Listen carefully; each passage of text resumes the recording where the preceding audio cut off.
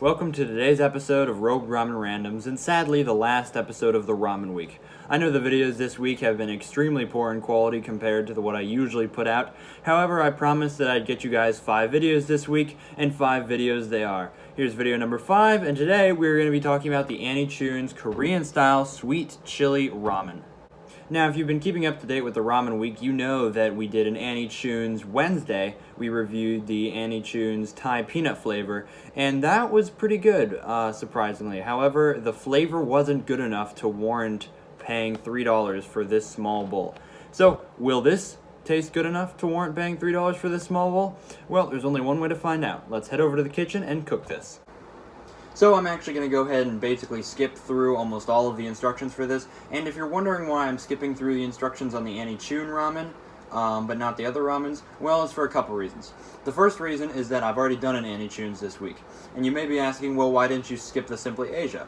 Because you already did a Simply Asia episode. That's because the Simply Asia episode was episode 3 of Rogue Ramen Reviews, and this one comes several months after that. So because this is so in quick succession from the last Annie Chun's, I'm just basically going to jump the cooking process entirely. So here's a few important clips. Step 1, vegetables.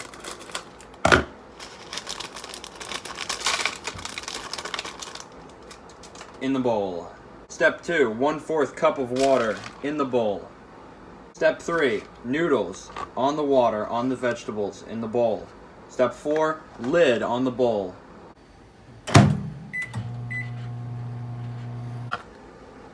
Add sauce.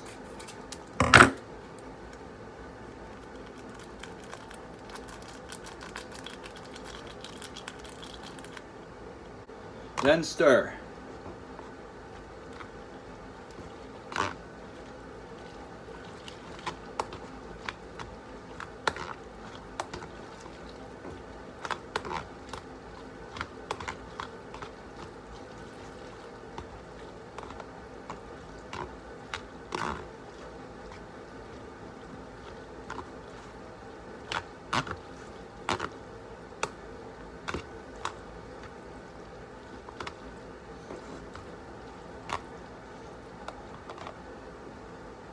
So drop your opinions in the comments below on what you guys thought about that segment.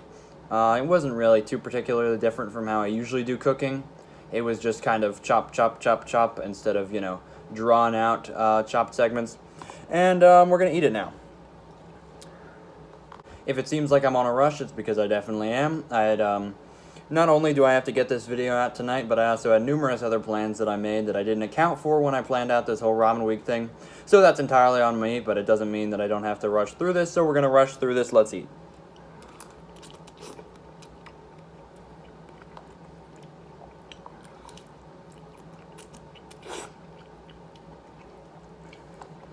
It's really good.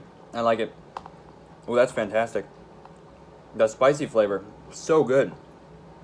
And the chili, it's just the perfect amount of sweetness. Let me tell y'all, these are some great ramen right here.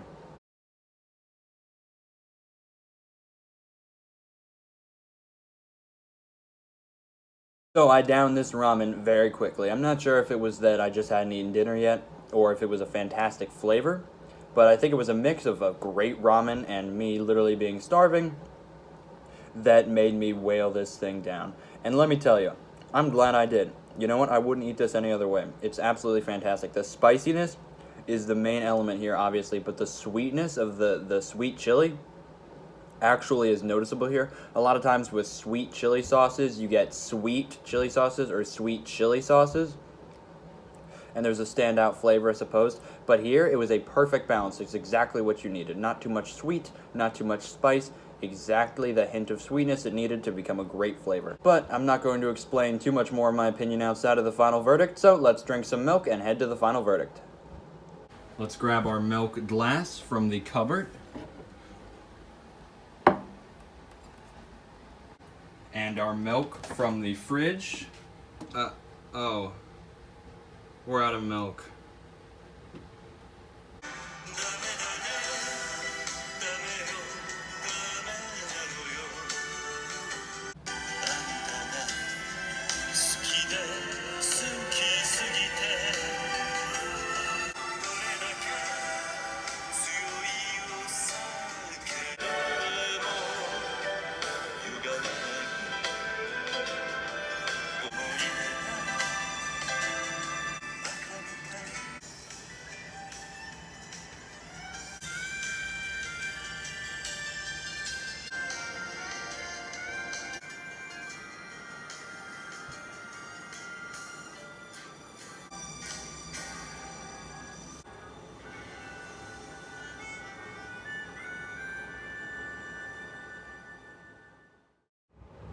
Sorry about that, but you know, some days when you're out of milk and you're feeling down, you just kind of feel like singing a fake Japanese karaoke song from a video game.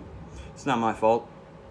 But anyways, we're here at the final verdict and we're ready to rate this sweet chili ramen. And you know what, from the last Annie Tunes, I didn't expect too much. But firstly, I want to say, this is absolutely worth the price. If you remember, a big point on why I brought down the score with the last Annie Tunes one we had, Wednesday, the Thai peanut flavor, was that its price is too high. It was about $3.50 for that small bowl of half-decent Thai peanut flavor.